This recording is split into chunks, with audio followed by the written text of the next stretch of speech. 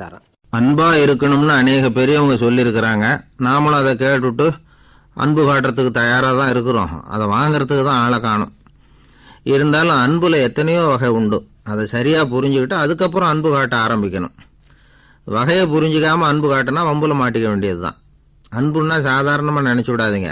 அதில் எவ்வளவு விதம் தெரியுமா? இரக்கம், கருணை, காருண்யம், பந்துத்துவம், பட்சம், பாசம், நேசம், விசுவாசம், அபிமானம், காதல், பக்தி, இப்படி பல விதமாக அதை பற்றி சொல்லி வச்சிருக்கிறாங்க பெரியவங்க. இந்த வார்த்தைகள்லாம் நாம் கேள்விப்பட்டது தான். இருந்தாலும் அதுகளுக்குள்ள என்ன வித்தியாசம்னு கேட்டால் சரியாக சொல்ல தெரியாது.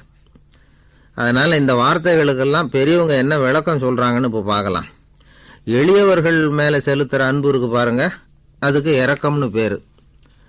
அறிவு பலம், சரீர பலம், இது ரெண்டும் இல்லாதவங்க மேலே, அதாவது வலிமையற்றவர்கள் மேலே செலுத்துகிற அன்பு இருக்கு பாருங்க, அதுதான் கருணை. எறும்புலேருந்து யானை வரைக்கும் சகல ஜீவராசிகள் மேலேயும் காட்டுற அன்புக்கு காருண்யம்னு பேர், ஜீவகாருண்யம். சிவி சக்கரவர்த்தி காட்டின அன்பு இந்த ரகம். உறவினர்கள், சொந்தக்காரங்க, அவங்க வசதியாக இருந்தாலும் வறுமையில் இருந்தாலும் வித்தியாசம் இல்லாமல் காட்டுற அன்பு இருக்கு பாருங்க, அதுக்கு பேர் பந்துத்துவம். ஒரு எஜமானன் வேலையாள்கிட்ட காட்டுற அன்பு இருக்கு பாருங்க, அதுக்கு பேர் தான் பட்சம். அவனும் தன்னை மாதிரி மனுஷன்தாங்கிற நினைப்பு வேணும். ஒரு தாய் தன்னுடைய குழந்தை மேலே, ஒரு குழந்தை தன்னுடைய தாய் மேலே செலுத்துகிற அன்புக்கு பாசம்னு பேர். ஈருடல் ஓர் உயிர்னு நினைக்கிறது இது. ராமரும் கௌசலையும் இதுக்கு உதாரணம். தம்மை ஒத்த நண்பர்கள் கிட்ட செலுத்துகிற அன்புக்கு நேசம்னு பேர். வயசு, செல்வம், அந்தஸ்து, இந்த வித்தியாசமெல்லாம் பார்க்காம அவங்க சுக துக்கத்தில் சமபங்கு எடுத்துக்கிறது இது. கிருஷ்ணன் குசேலர்கிட்ட காட்டினது இந்த ரகம். வேலை செய்கிறவன் முதலாளிகிட்ட காட்டுற அன்புக்கு விசுவாசம்னு பேர். தேசத்து மேலேயும் தாய்மொழி பேர்லையும் செலுத்துகிற அன்புக்கு அபிமானம்னு பேர். தேசாபிமானம்னு சொல்கிறோமே, இதுதான். ஒரு கணவன் மனைவி பேரில் காட்டுற அன்புக்கு காதல்னு பேர். கடவுள் பேரில் செலுத்துகிற அன்புக்கு பக்தின்னு பேர். இப்படி அன்புல பல ரகம் இருக்கிறப்போ அதில் உள்ள வித்தியாசம் தெரியாமல் இடம் மாற்றி அன்பு காட்டினா இடைஞ்சல் தான். சரி, இந்த அன்பை பற்றி விஞ்ஞானம் என்ன சொல்லுது தெரியுமா? இதயத்தை பாதுகாக்கிறதுக்கு முக்கியமாக தேவைப்படுற ஒன்று இந்த அன்பு தான்னு சொல்லுது. நெதர்லாந்து விஞ்ஞானிகள் இதை ஆராய்ச்சி பண்ணியே கண்டுபிடிச்சிருக்கிறாங்க. கொஞ்சம் முயல் குட்டிகளை 2 பிரிவாக பிரித்தாங்க. 2 குரூப்புக்கும் கொழுப்பு அதிகமாக உள்ள ஆகாரத்தையே கொடுத்துக்கிட்டு வந்தாங்க. ஆனால் ஒரு குரூப்புக்கு வெறுமன ஆகாரத்தை கொடுத்ததோட சரி, இன்னொரு குரூப்பு முயல்களுக்கு ஆகாரம் கொடுத்ததோடு நிறுத்திக்கல. அதுக்கு முன்னாடி கூண்டுகளை திறந்து விட்டு முயல்களை கொஞ்ச நேரம் எடுத்து கொஞ்சி விட்டு அதுக்கப்புறமா ஆகாரம் கொடுத்தாராம் ஆராய்ச்சியாளர். இந்த குரூப்புக்கு இதய பாதிப்பு 60% குறைச்சலாக இருந்துதான். சில நோயாளிகளுக்கு ஹார்ட் அட்டாக் வந்தாலும் அதை தாங்கிக்கிட்டு குணமாகிற சக்தி அதிகமாக இருக்குது. இது எப்படின்னு ஆராய்ச்சி பண்ணி பார்த்துருக்குறாங்க. அவங்கெல்லாம் மனைவி தன் பேரில் ரொம்ப அன்பாக இருக்கிறதாக நினைக்கிறவங்களா இருக்கிறாங்களாம். இதய நோயாளிகள் பல பேரை சந்தித்து இதய நோய் ஏற்பட என்ன காரணம்னு கேட்டிருக்கிறாங்க.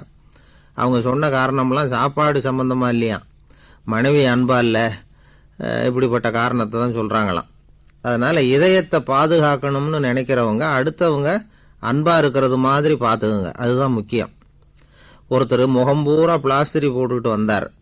ரொம்ப கோபமா, என்னங்க ஆச்சுன்னு விசாரித்தேன். எல்லாம் உங்களால் தான் சார்னார். விவரமாக சொல்லுங்களேன். என்ன உங்கள் தகவலை கேட்டுட்டு ஒரு பூனைக்குட்டியை கையில் எடுத்தேன், அன்பா அதை தடவி கொடுக்கறதுக்காக.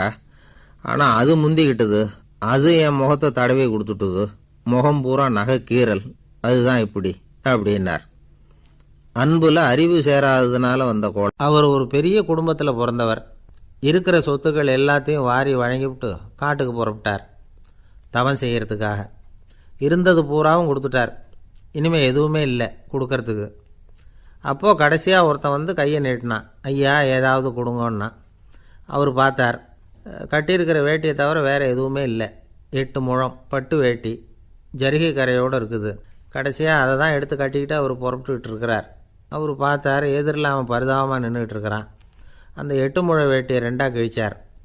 4 முழத்தை அவங்ககிட்ட கொடுத்துட்டு மீதி 4 முழத்தை தன்னுடைய இடுப்பில் கட்டிக்கிட்டு அவர் காட்டுக்கு போயிட்டார்.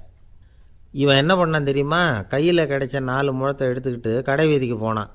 பழைய பட்டு வேட்டி, ஜருகை இதெல்லாம் விலைக்கு வாங்குற வணிகர் ஒருத்தர் இருந்தார். அவர்கிட்ட போனான். இதை விலைக்கு எடுத்துக்கிறீங்களான்னு கேட்டான். அவர் வாங்கி பார்த்தார். ஆகா, ரொம்ப அருமையான வேட்டி, விலை ஒசந்த ஜருகை, இது ஏது உனக்குன்னு கேட்டார். அவன் நடந்ததை சொன்னான். அப்படின்னா ஒன்று செய்யி, இந்த வேட்டியோட இன்னொரு பாதியையும் மெதுவாக வாங்கிட்டு வந்துரு, உனக்கு நிறைய பணம் தரேன் அப்படின்னார் அந்த வணிகர். இவன் கொஞ்சம் யோசனை பண்ணி பார்த்தான். கொஞ்சம் இருங்க, தான் வந்துவிட்றேன் அப்படின்னு சொல்லிவிட்டு நேராக காட்டுக்கு போனான். அவர் எங்கே இருக்காருன்னு தேடி கண்டுபிடிச்சான். அவர் ஒரு இடத்துல தவக்கோலத்தில் இருக்கிறார். கட்டியிருந்த இடைவேட்டியும் அவரை அறியாமலே நழுவி கீழே விழுந்து கிடக்குது. இவனுக்கு ரொம்ப வசதியாக போச்சு. அவரை கேட்க வேண்டிய அவசியமே இல்லை. மெதுவாக சத்தம் போடாமல் அடி மேலே அடி வச்சு நெருங்கினான். அவர் கண்ணை மூடிக்கிட்டு அவர் பாட்டு நின்றுக்கிட்டு இருக்கார். இவன் மெதுவாக போய் கீழே கிடந்த அந்த துணியை எடுத்துக்கிட்டு சத்தம் போடாமல் திரும்பி நடந்தான். அப்படி கொஞ்சம் தூரம் நடந்திருப்பான்.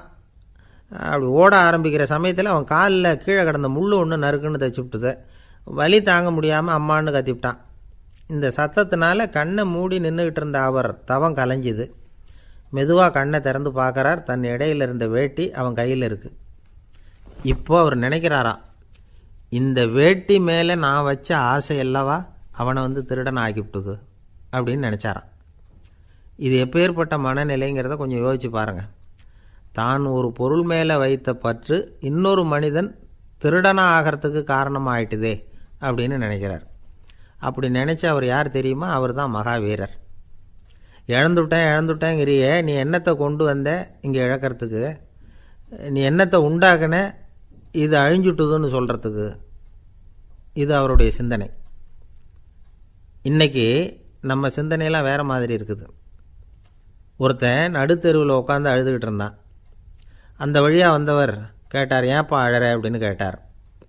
5 ரூபா சார், இந்த இடத்துல விழுந்துட்டுது, ரொம்ப நேரமாக தேடுறேன், கிடைக்காது போல இருக்கு அப்படின்னா. எப்போ தொலைஞ்சுது அப்படின்னு கேட்டார். அது எனக்கு தெரியாது சார், பணத்தை தொலைச்சவன் தேடி பார்த்துட்டு போயிட்டான், நான் அவனுக்கு பின்னாடி தேட வந்தவன் அப்படின்னு சொல்லிவிட்டு மறுபடியும் தேட ஆரம்பித்தானா. அமெரிக்க ஜனாதிபதி ஆப்ரஹாம் லிங்கன் ஒரு நாள் தன்னோட கோச்சு வண்டியில் தலைநகரான வாஷிங்டனுக்கு போயிட்டுருக்கிறார். கோச்சு வண்டி ஒரு சாலையில் போயிட்டுருக்கு. அந்த சாலைக்கு ஒரு பக்கத்தில் பயங்கரமான சதுப்பு நிலம். சதுப்பு நிலம்னா அது புதைகுழி, புதை மணல்ங்கிறோம்ல, அது மாதிரி. அந்த சதுப்பு நிலத்தில் யாராவது மாட்டிக்கிட்டால் அவ்வளோதான், ஆளை கொஞ்சம் கொஞ்சமாக உள்ளே அமுக்கிவிடும், தப்பிச்சு கரையிறது கஷ்டம். அப்படிப்பட்ட நிலம் அது. ஆப்ரஹாம் லிங்கன் ஏதோ ஒரு முக்கியமான அரசாங்க வேலையாக போயிட்டு திரும்பி வந்துக்கிட்டு இருக்கிறார்.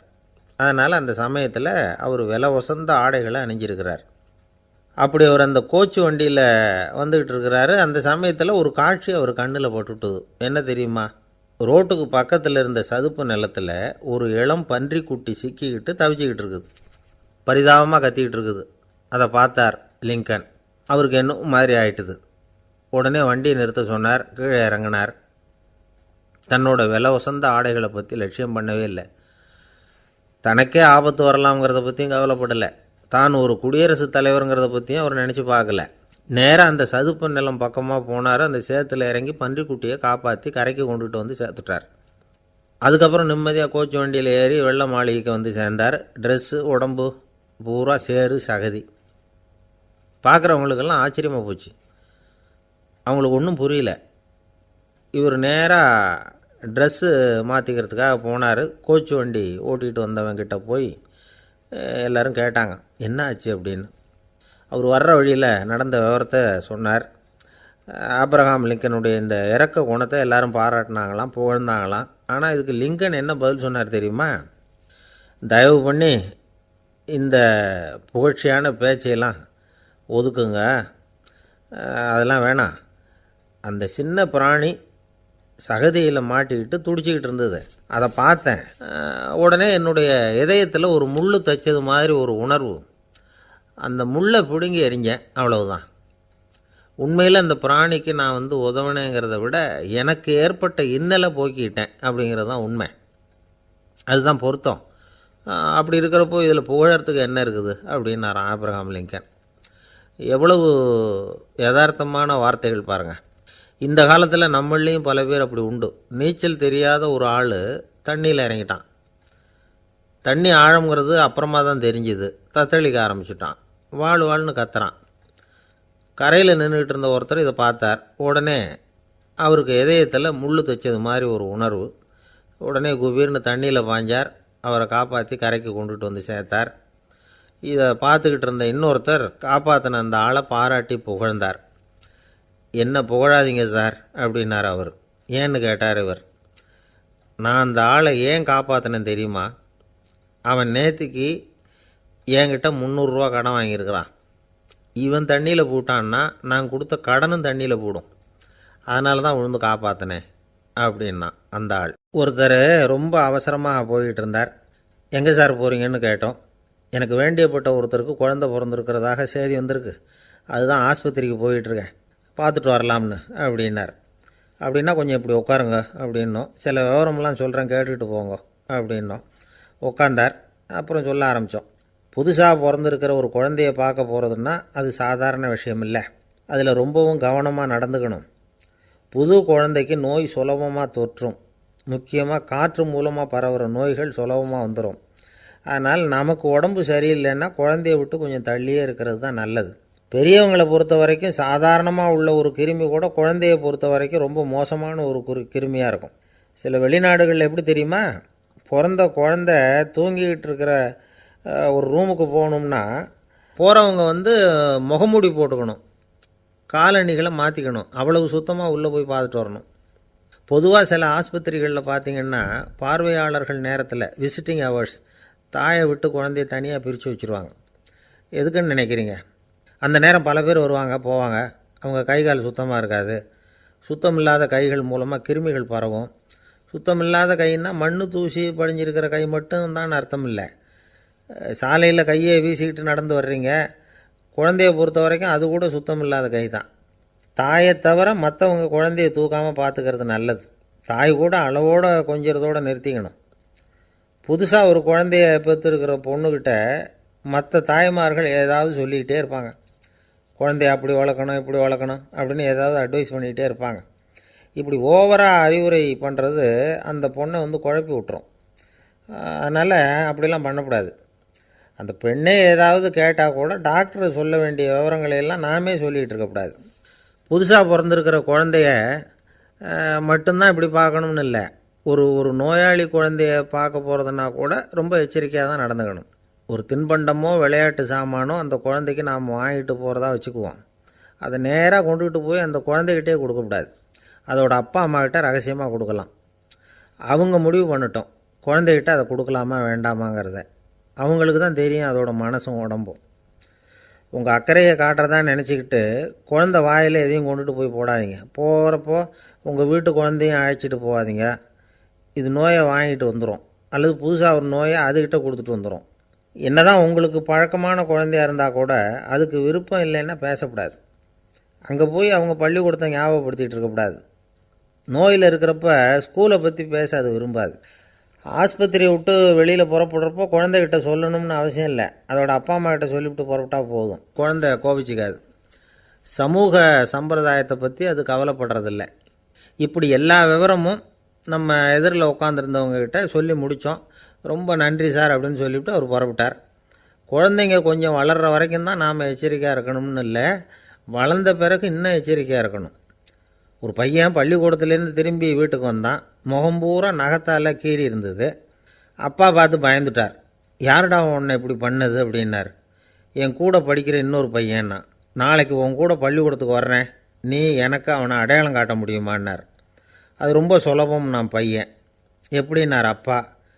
அவன் காதில் ஒன்று கையோடு எடுத்துகிட்டு வந்திருக்கிறேன், இதோ என் பையில் தான் வச்சுருக்கேன் அப்படிங்கிறான் அந்த பையன். ஒருத்தர் இருக்கார், நல்ல உத்தியோகத்தில் தான் இருக்கிறார். ஆனால் எப்போ பார்த்தாலும் முகத்தை வெறுப்பாக வச்சுருப்பார். அப்படியே வருவார் போவார். ஏன் சார் இப்படி இருக்கிறீங்க அப்படின்னு விசாரித்தோம். ஏன்டா இந்த வேலைக்கு வந்தோம்னு இருக்குது சார் அப்படின்னார். உங்கள் வேலை உங்களுக்கு பிடிக்கலையா அப்படின்னு கேட்டோம். இல்லைன்னார். இப்படிப்பட்டவங்க வெற்றிகரமான வாழ்க்கை வாழ முடியாது. இது நிபுணர்கள் கருத்து. வேலையை நேசிக்க தெரிந்தவர்கள் வெற்றி பெறுவார்கள் அப்படிங்கிறாங்க அவங்க. எந்த துறையாக இருந்தாலும் சரி, அந்த துறையில் வெற்றிகரமாக இருக்கிறவங்கள விசாரித்து பாருங்கள். எனக்கு என்னுடைய வேலை ரொம்ப பிடிக்கும் அப்படின்னு சொல்கிறவங்களாக தான் இருப்பாங்க. அப்படி இருந்தால் தான் அது வெற்றிகரமாக இருக்க முடியுது அவங்களால. ஒருத்தனுக்கு பிடித்தமான பொழுதுபோக்கே அவனுடைய தொழிலாக இருந்துட்டுதுன்னா அவனை மாதிரி கொடுத்து வச்சவன் வேறு யாரும் இல்லை அப்படிங்கிறார் பெர்னாட் ஷா. ஒரு தடவை மன்னர் ஹுமாயூன் உயிரை தண்ணீர் மொண்டு ஊற்றுகிற தொழிலாளி ஒருத்தர் காப்பாற்றினாராம் அந்த ஹுமாயூன் உயிரை. உடனே மன்னர் கேட்டிருக்கார், உனக்கு என்ன வேணும்னாலும் கேளு தரேன், உயர் பதவி வேணுமா அப்படின்னு கேட்டாராம். மன்னா, மக்களின் தாகம் தீர்க்கக்கூடிய இந்த பணியை விட உயர்ந்தது உண்டா அப்படின்னாராம் அந்த தொழிலாளி. அவரால் அவருடைய வேலையை நேசிக்க முடிஞ்சுது, அதனால் மகிழ்ச்சியாக இருக்க முடிஞ்சுது. நாமெல்லாம் அப்படி இல்லை, வேலை கிடைக்கிற வரைக்கும் கிடைச்சா போதும் அப்படின்னு இருக்கோம். கிடைச்சதுக்கப்புறம் ஏன்டா இந்த வேலைக்கு வந்தோம்னு ரொம்பவும் அழுத்துக்குவோம். சரி, நாம் இருக்கிற இடத்துல நாம் வெற்றிகரமாக இருக்க வழி உண்டா அப்படின்னா உண்டுன்னு சொல்கிறாங்க. அதாவது மன இயல் நிபுணர்கள் இருக்கிறாங்க இல்லையா, அவங்க அதுக்கு முக்கியமாக 6 வழிகள் சொல்கிறாங்க. நீங்கள் ஒரு அலுவலகத்தில் வேலை பார்க்குறவரா அப்படின்னா இதை கேளுங்க. அதாவது உங்கள் மேலதிகாரி எதிர்பார்ப்புக்கு தகுந்த மாதிரி உங்கள் வேலை இருக்குதா? அப்படி இல்லைன்னா முதல்ல உங்கள் வேலையின் தரம் உயரணும். உங்களுக்கு மேலே கீழே வேலை பார்க்குற பணியாளர்கள்கிட்ட நல்ல விதமாக பழகுறீங்களா? அந்த உறவு முறையில் ஏதாவது குறை இருந்தால் அதை கண்டுபிடிச்சி சரி பண்ணுங்கள். நம்பிக்கைக்கு உரியவர் அப்படின்னு நீங்கள் பேர் எடுக்கணும். நீங்கள் எடுக்கிற முடிவு நல்ல முடிவாக தான் இருக்கும் அப்படின்னு அடுத்தவங்க சொல்லணும். உங்கள் தோற்றத்துக்கு முக்கியத்துவம் கொடுங்க. இது மனம் உடல் ரெண்டும் சம்மந்தப்பட்டது. அதனால் மனசையும் ஆரோக்கியமாக வச்சுருக்கணும், உடம்பையும் ஆரோக்கியமாக வச்சுருக்கணும். உங்களுடைய நிர்வாகம் செயல்படுற விதத்தை நல்லா புரிஞ்சு வச்சுக்கணும். உங்களுடைய நிர்வாகம் இப்போ ஒரு காரியம் செய்யுதுன்னு வச்சுங்க, ஏன் அப்படி செய்யுது, எதுக்காக அப்படி செய்யுது, அதனுடைய குறிக்கோள் என்ன, அது நீடிக்கிறதுக்கு காரணம் என்ன, இதையெல்லாம் தெரிஞ்சுக்கணும். சிரிப்புக்கு வஞ்சகம் பண்ணக்கூடாது, நல்லா சிரிக்கணும், அப்போ தான் அது திரும்ப கிடைக்கும். கடந்த கால தோல்வியை பற்றி கவலைப்படக்கூடாது. முதலாளி விருப்பம் தெரிஞ்சு நடந்துக்கிறது நல்லது தான். அதுக்காக காக்கா பிடிக்கணுங்கிற அவசியம் இல்லை. உங்களுக்கு ஒரு பொறுப்பான வேலை கிடைக்குது, உடனே சத்தம் குழப்பம் அப்படின்னு சூழ்நிலையை இறுக்கமாக ஆக்கிடக்கூடாது. எந்த சூழலையும் இயல்பாக கையாளக்கூடியவர் அப்படிங்கிறத காட்டணும். இதெல்லாம் உங்கள் துறையில் நீங்கள் வெற்றி பெற நிபுணர்கள் சொல்கிற யோசனைகள். இவ்வளவு விவரமும் சொல்லிவிட்டு ஒருத்தரை பார்த்து கேட்டோம், இப்போ சொல்லுங்கள், நீங்கள் செய்கிற வேலை உங்களுக்கு பிடிச்சிருக்குதா அப்படின்னோம். ரொம்ப ரொம்ப பிடிச்சிருக்குது அப்படின்னார். சரி, என்ன செஞ்சிகிட்ருக்குறீங்க அப்படின்னு கேட்டோம். சும்மா தான் இருக்கிறேன் அப்படின்னார் அவர். அள்ள அள்ள குறையாதது அட்சய பாத்திரம், அது நமக்கு தெரியும், கேள்விப்பட்டிருக்கிறோம். ஆனால் போட போட நிரம்பாத ஒரு பாத்திரம் உண்டு. அது என்ன தெரியுமா? நம்மளில் பல பேர்கிட்ட அந்த பாத்திரம் உண்டு. அதுதான் பேராசை அப்படிங்கிற பாத்திரம். அதை நிறைவு செய்யவே முடியாது. பேராசையை பற்றி சுஃபி இலக்கியத்தில் ஒரு பிரபலமான கதை உண்டாம். அதை ஒரு பெரியவர் எடுத்து சொல்லியிருக்கிறார். ஒரு மன்னர் நகர்வலம் போயிட்டுருக்கார். ஒரு பிச்சைக்காரன் மன்னர் எதிரில் வரான். பிச்சை போடுங்கங்கிறான். என்னுடைய அமைதியை கெடுக்காதே போங்கிறார் மன்னர். அவன் சிரிக்கிறான். அரசே, உங்களுடைய அமைதி கெடக்கூடிய நிலையில் இருந்தால் அதுக்கு பேர் அமைதியே கிடையாது அப்படின்னு நானா. எதிரில் நிற்கிறது வெறும் பிச்சைக்காரன் இல்லை, யோகி அப்படிங்கிறத மன்னர் புரிஞ்சுக்கிட்டார். துறவியே, உங்களுக்கு என்ன வேணும்னாலும் கேளுங்க, கொடுக்குறேன்னாராம். அந்த துறவி மறுபடியும் சிரிக்கிறார். அரசே, உங்களால் முடியாததையெல்லாம் கொடுக்க முடியும்னு சத்தியம் செய்யாதீங்க அப்படின்னார். மன்னருக்கு கோபம் வந்துட்டுது. என்ன இவர் இப்படி சொல்கிறாரு அப்படின்னு நினச்சார். நகர்வலத்தை பாதியிலேயே நிறுத்தினார். வாங்க அரண்மனைக்குன்னார். துறவியை அழைச்சிக்கிட்டு அரண்மனைக்கு வந்துட்டார். துறவி தன்கிட்ட இருந்த பிச்சை பாத்திரத்தை நீட்டினார். இது நிறைய எனக்கு பொற்காசுகள் வேணும் அப்படின்னாராம். அவ்வளவு தானா, இது ஒரு பெரிய காரியமா அப்படின்னு கையை தட்டினாராம் மன்னர். ஒரு பெரிய தாம்பாளம் நிறைய பொற்காசுகள் சேர்ந்தது. அதை அள்ளி போட்டார். போட போட அந்த பிச்சை பாத்திரம் நிரம்பவே இல்லை. பொற்காசுகள் போட போட அவ்வளவையும் உள்ளே வாங்கிக்கிட்டே இருக்குது. அரசாங்க கஜானாவே காலி ஆகிட்டுது. மூட்டை மூட்டையாக பொற்காசுகளை கொட்டி பார்த்துட்டாங்க. அது முழுங்கிக்கிட்டே இருக்குது. கடைசி வரைக்கும் அந்த பிச்சை பாத்திரம் நிரம்பவே இல்லை. அரசர்கிட்ட இருந்த கர்வம் போயிட்டுது. அப்படியே பொத்துன்னு துறவி காலில் விழுந்தார். அப்போ அந்த துறவி சொன்னாராம், மன்னா, இந்த பிச்சை பாத்திரத்தை உங்களால் மட்டும் இல்லை, வேறு யாராலையும் நிரப்ப முடியாது. அதுக்கு என்ன காரணம்னா, இது சாதாரண பிச்சை பாத்திரம் இல்லை, பேராசைகளோடு வாழ்ந்து செத்துப்போன ஒரு மனிதனின் மண்டை ஓடுது அப்படின்னாராம்.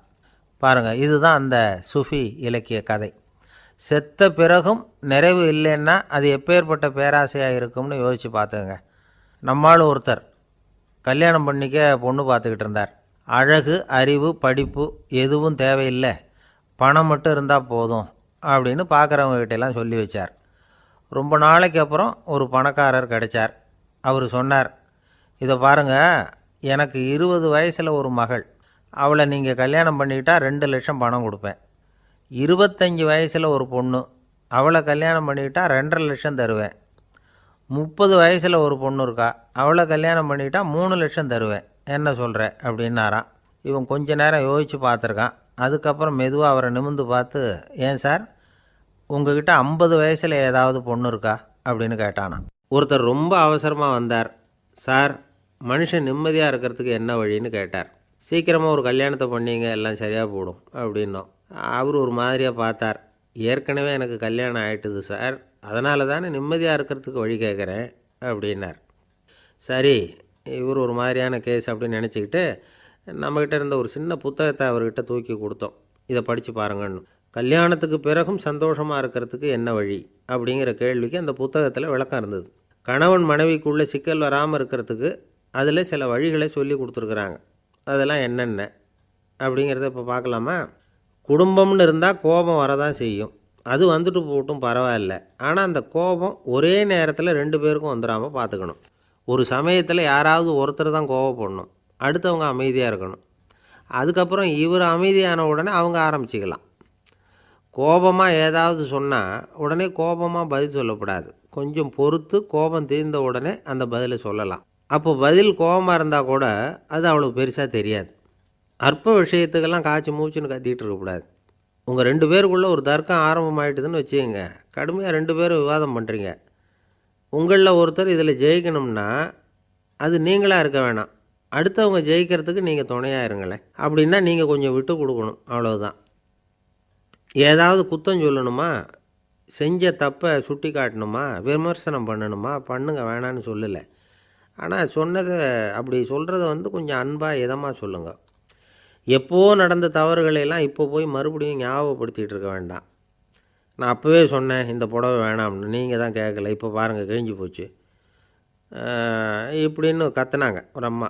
எப்போ சொன்னீங்கன்னு கேட்டால் ஒரு 10 வருஷத்துக்கு முன்னாடி தீபாவளி சமயத்தில் அப்படிங்கிறாங்க. அது என்ன இன்னும் அப்படியே புதுசாகவே இருக்கும்? உங்களுக்கு அவர் தான் பெருசு, அவருக்கு நீங்கள் தான் பெருசு. அதை விட இந்த உலகத்தில் வேறு எதுவும் முக்கியம் இல்லைன்னு நினைக்கணும். நீ தான் என்னுடைய உலகம்னு எத்தனை தடவை சொல்லியிருப்பீங்க? அதெல்லாம் வெறும் வசனமாக போயிடக்கூடாது. ஏதாவது ஒரு பிரச்சனையை பற்றி கடுமையாக விவாதம் பண்ணிக்கிட்டு இருக்கீங்க, அதை அப்படியே பாதியில் விட்டுட்டு படுக்கைக்கு போயிடக்கூடாது. சொச்சத்தை நாளைக்கு பேசிக்கலாம்னு. அப்படி போனால் தூக்கம் வராது. பிரச்சனையை ஒரு முடிவு பண்ணிக்கிட்டு அதுக்கப்புறமா தூங்க போகணும். ஒரு நாளில் ஒரு தடவையாவது உங்கள் ஜோடியை பாராட்டி நல்ல விதமாக கனிவாக ஒரு வார்த்தை சொல்லணும் அப்படின்னு தீர்மானம் பண்ணிங்க. ஏதாவது தப்பு பண்ணிவிட்டிங்கன்னா பரவாயில்ல, அதை ஒத்துக்கிறதுக்கும் மன்னிப்பு கேட்குறதுக்கும் தயாராக இருக்கணும். அது ஒன்றும் கேவலம் கிடையாது. வீட்டுக்குள்ளே தானே கேட்க போகிறீங்க, வெளியில் யாருக்கு தெரிய போதும்? எப்படியோ உங்களுக்குள்ளே ஒரு சமரசம் ஆனால் சரி தான். ஒரு தகராறுன்னு எடுத்துக்கிட்டால் குறைஞ்சபட்சம் அதுக்கு 2 பேர் தேவை. தனியாகவே உட்காந்துக்கிட்டு நான் இப்போ தகராறு பண்ணிகிட்டு இருக்கிறேன் அப்படின்னு யாரும் சொல்ல முடியாது. 2 பேர் தகராறு பண்ணுறாங்கன்னா பொதுவாக அந்த 2 பேரில் யார் அதிகமாக பேசுகிறாங்களோ அவங்க பேரில் தான் தப்பு இருக்கும். அதை மனசில் வச்சுக்கணும். இதெல்லாம் தான் அந்த புத்தகத்தில் போட்டிருக்கிற வழிமுறைகள். இவ்வளவும் சரியாக வரலைன்னா அப்புறமா சொல்லுங்கள், வேறு புத்தகம் ஏதாவது இருக்கான்னு தேடுவோம். ஒரு கணவன் தன்னுடைய மனைவியை அழைச்சிக்கிட்டு ஒரு மனோதத்துவ டாக்டர்கிட்ட வந்தாராம். டாக்டர், எங்களுக்கு கல்யாணம் ஆகி 30 வருஷ காலமாக நாங்கள் ஒரு விஷயத்தில் கூட ஒத்து போனதில்லை அப்படின்னு ஆரம்பித்தார். உடனே அந்த அம்மா குறுக்கிட்டு, அது 30 வருஷம் இல்லை 32 வருஷம் அப்படின்னாங்களாம். சில பேரை இப்படி சொல்கிறது உண்டு. அடுத்தவங்களை அனுசரித்து நடந்துக்க தெரியல, அவன் என்ன சார் மனுஷன் அப்படிம்பாங்க. சக மனிதர்களோடு எப்படி பழகிறது அப்படின்னு தெரியாததுனாலேயே பல பேர் இன்றைக்கி சங்கடப்பட்டுக்கிட்டு இருக்கிறாங்க. வசதி வாய்ப்பெல்லாம் சரியாக இருக்கும், ஆனால் வாழ்க்கை சரியாக இருக்காது. இன்னொருத்தர்கிட்ட எப்படி பேசுறது பழகிறதுங்கிறது தெரியாததுனால தான் இந்த அவஸ்தை. சரி, இந்த அவஸ்தை இல்லாமல் வாழறது எப்படி? இதுக்கு அனுபவசாலிகள் சில வழிமுறைகளை சொல்கிறாங்க. அதெல்லாம் என்னென்னங்கிறத இப்போ தெரிஞ்சுக்குவோம். முதல்ல நம்ம நாக்கு நம்ம கண்ட்ரோலில் இருக்கணும். வார்த்தைகளை கொட்டிவிட்டு அதுக்கப்புறம் அள்ள முடியாமல் கடந்து கஷ்டப்படக்கூடாது. எப்படி பேசுகிறோங்கிறதும் முக்கியம், பேசுகிறப்ப எப்படி முகத்தை வச்சுருக்கிறோங்கிறதும் முக்கியம். அன்பாக பேசினாலும் நல்லாயிருக்கும். அப்படி பேசுகிறப்ப ஆதரவாக அவர் தோள் மேலே ஒரு கையை போட்டுக்கிட்டு பேசினா இன்னமும் நல்லாயிருக்கும். 2வது விஷயம், இன்னொருத்தர்கிட்ட பேசுகிறப்போ வாக்குறுதிகளை அள்ளி வீசக்கூடாது. கொடுக்குற வாக்குறுதி குறைச்சலாக இருக்கணும். அப்படி கொடுத்த வாக்குறுதியை கண்டிப்பாக நிறைவேற்றணும். நாம் ஒருத்தரை பாராட்டுறோம் அல்லது அவரை பற்றி அபிப்பிராயம் சொல்கிறோம்னா அது ஆக்கப்பூர்வமாக இருக்கணும். நம்ம பாராட்டு அல்லது விமர்சனம் அடுத்தவருடைய முன்னேற்றத்துக்கு உதவுறது மாதிரி இருக்கணும். நாம் சொல்கிறத கேட்டுட்டு அவன் தலையில் கையை வச்சுட்டு உட்காந்துடக்கூடாது. எப்பவும் உற்சாகமாக இருக்கணும், முகம் மலர்ச்சியாக இருக்கணும். மனுஷன் இருந்தால் வருத்தம், கவலை, ஏமாற்றம் எல்லாம் இருக்க தான் செய்யும். அதெல்லாம் மனசில் இருக்கட்டும். அந்த வருத்தமும் கவலையும் ஏமாற்றமும் சேர்ந்துக்கிட்டு நம்ம முகத்தில் இருக்கிற மலர்ச்சியை மூடி மறைக்கிறதுக்கு நாம் இடம் கொடுத்துடக்கூடாது. எந்த விஷயத்தை பற்றி யாருக்கிட்ட பேசினாலும் வெளிப்படையாக பேசணும், திறந்த மனசோடு பேசணும். மூடி மறைச்சி முன்னு மூழ்கிக்கிட்டு இருக்கக்கூடாது. இன்னொருத்தர்கிட்ட பேசுகிறப்போ விவாதம் பண்ணுங்க, அது தப்பு இல்லை. ஆனால் வாதாடிக்கிட்டு இருக்கக்கூடாது. அதாவது என்ன சொல்கிறாங்கன்னா, டிஸ்கஸ் பண்ணலாம், ஆர்கியூ பண்ணக்கூடாதான். நம்மக்கிட்ட இருக்கிற நல்ல குணங்களை நாம் எடுத்து சொல்லிகிட்டு இருக்கக்கூடாது. அந்த நல்ல குணங்களே நம்மளை பற்றி எடுத்து சொல்லணும், அது மாதிரி நடந்துக்கணும். அதே மாதிரி அடுத்தவங்க கிட்ட உள்ள கெட்ட குணங்களை பற்றி அவசியம் இல்லாமல் நாம் பேச வேண்டியதில்லை. உங்களை பற்றி யாராவது தப்பாக பேசுகிறாங்களா, அப்படி அவங்க பேசுகிறதுல உண்மை இல்லையா அப்படின்னா அதை நீங்கள் பொருட்படுத்த வேண்டியதில்லை, விட்டுடலாம். அது தானாக போயிடும். ஒரு 4-5 பேரோட பேசிக்கிட்டு இருந்தீங்கன்னா எல்லாருக்கும் முக்கியத்துவம் கொடுங்க, யாரையும் அலட்சியப்படுத்தாதீங்க. தமாஷா பேசலாம், ஆனால் அவங்க தமாஷ் அடுத்தவங்கள கேலி பண்ணுறதா இருக்கக்கூடாது. நமக்கு கிடைக்க வேண்டியது கிடைக்கலையே அப்படிங்கிற தவிப்பு நம்மக்கிட்ட இருக்கக்கூடாது, அது தேவையில்லை. உங்கள் செயல்பாடுகள் தெளிவாக இருக்கட்டும், பாராட்டு தானாக அவங்கள தேடிட்டு வரும். இன்னொரு மனுஷனுடைய மனசில் கௌரவமான ஒரு இடத்த பிடிக்கணும்னா நாம் இந்த குணத்தையெல்லாம் நம்மக்கிட்ட வளர்த்துக்கணும். இதெல்லாம் அனுபவசாலிகள் சொல்லியிருக்கிற குறிப்புகள். இந்த குறிப்புகளை சரியாக புரிஞ்சுக்கணும், அது முக்கியம். தப்பாக புரிஞ்சுக்கிட்டா என்ன ஆகும் தெரியுமா? இதை கேளுங்க. ஒருத்தர் வந்தார், சார் அடுத்தவங்க தோள் மேலே கையை போட்டுக்கிட்டு அன்பாக பேசணும்னு சொன்னீங்க, அப்படி தான் பேசினேன். அவர் முதுகை கூட தட்டி கொடுத்தேன், என் வேலை போயிட்டுது சார், வீட்டுக்கு அனுப்பிச்சிட்டாங்க அப்படின்னார். யாருக்கிட்ட அப்படி பேசுனீங்கன்னு கேட்டோம். என் முதலாளிகிட்ட சார் அப்படிங்கிறார் ரொம்ப சோகமாக. இந்த உலகமே ஒரு நாடக மேடை, நாம் எல்லாரும் நடிகர்கள். இது ஞானிகள் சொல்கிறது. இது ஒரு பக்கம் இருக்கட்டும். இந்த உலகத்துக்குள்ளே எத்தனையோ நாடக மேடைகள், எத்தனையோ நடிகர்கள், எத்தனையோ நாடகங்கள். இதெல்லாம் எப்படி ஆரம்பமாச்சு, அதுதான் இன்றைக்கி தகவல். அதாவது ஆதி மனிதன் பேச ஆரம்பிக்கிறதுக்கு முன்னாடி சைகையாலேயே எல்லாத்தையும் சொல்லிகிட்டு இருந்தான். அதனால் அப்போவே நடிப்பு ஆரம்பமாயிட்டுது. முதல்ல ஒரு வேட்டையைத்தான் அவன் நடித்து காட்டியிருப்பான்.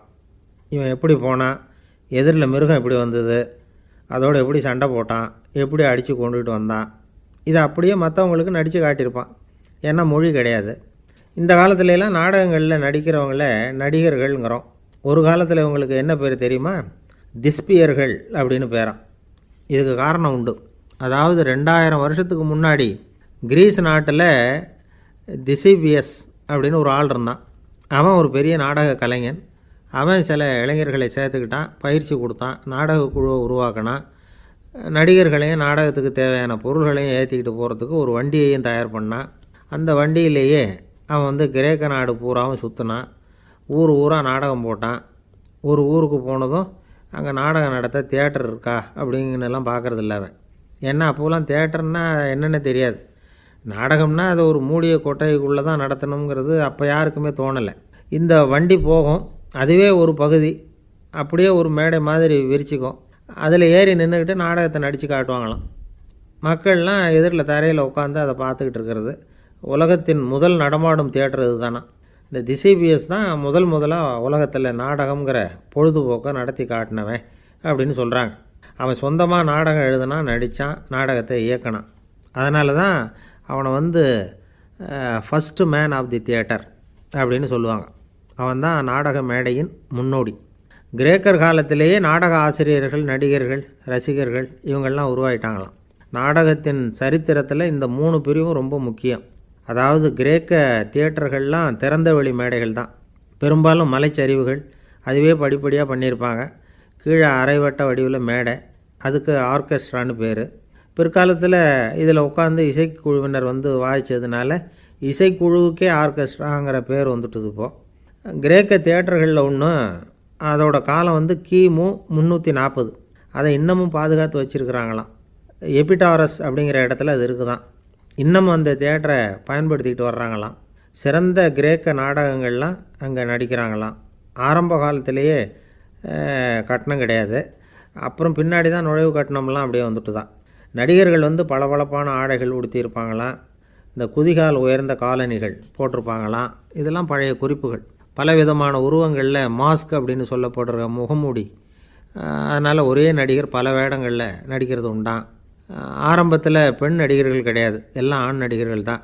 ரோமானியர்கள் தான் முதல் நிரந்தர நாடக மேடையை கட்டினவங்க. அதுதான் முதல் தியேட்டர். கிமு 1048 காலகட்டத்தில் பாம்பிங்கிற நகரத்தில் அதை கட்டியிருக்கிறாங்களாம். கிரேக்க ரோமானிய தியேட்டர்களின் அடிப்படையிலேயே இந்த இத்தாலிய வடிவமைப்பாளர்கள் இந்த குதிரை லாட வடிவில் ஒரு ஆடிட்டோரியத்தை உருவாக்கினாங்களாம். இப்படி அதை பற்றி நிறைய தகவல் இருக்குது. 1576 லண்டனில் இந்த வின்ஸ்பர்ரி, அப்புறம் இந்த பில்ட்ஸில், அப்புறம் ஜேம்ஸ் இப்படிங்கிறவர் முயற்சியால் தான் இங்கிலாந்தில் முதல் தியேட்டர் உருவாச்சான். அப்படி ஒருத்தர் இருந்தாராம். உலக நாடக மேடையின் வரலாறு இதுதான். அதாவது இப்போல்லாம் அறிவியல் வளர்ச்சி அதிகமாகிட்டுது. திரைப்படம், தொலைக்காட்சி எல்லாம் வந்தாச்சு. ஒவ்வொரு வீடுமே ஒரு குட்டி தியேட்டர் மாதிரி ஆகிட்டுது. தொலைக்காட்சி முன்னாடி உட்காந்து எழுந்திருக்கவே மனசு வர்றதில்லை. ஒரு அம்மா ஒரு மனோதத்துவ டாக்டரை தேடிட்டு வந்தாங்களாம் இந்த காலத்தில். டாக்டர், எங்கள் வீட்டுக்காரர் எப்போ பார்த்தாலும் டிவி முன்னாடி உட்காந்துக்கிட்டு அதையே வெறிச்சு பார்த்துக்கிட்டு இருக்கிறார், உத்து பார்த்துக்கிட்டு இருக்கார், எனக்கு சந்தேகமாக இருக்குன்னாங்களாம். இது மனக்கோளாறு இல்லைங்க, ஆர்வக்கோளாறு, அவ்வளவுதான், இதுக்காக பயப்படாதீங்கன்னாரான் டாக்டர். அப்படி இல்லை டாக்டர், டிவி ஓடும் பொழுது நாம் எல்லாம் அதை பார்க்குறோம், சரி, ஆனால் அவர் அப்படி இல்லை, டிவியை நிறுத்தினதுக்கு அப்புறமும் அதையே உத்து பார்த்துட்டு உட்காந்துருக்கிறார்.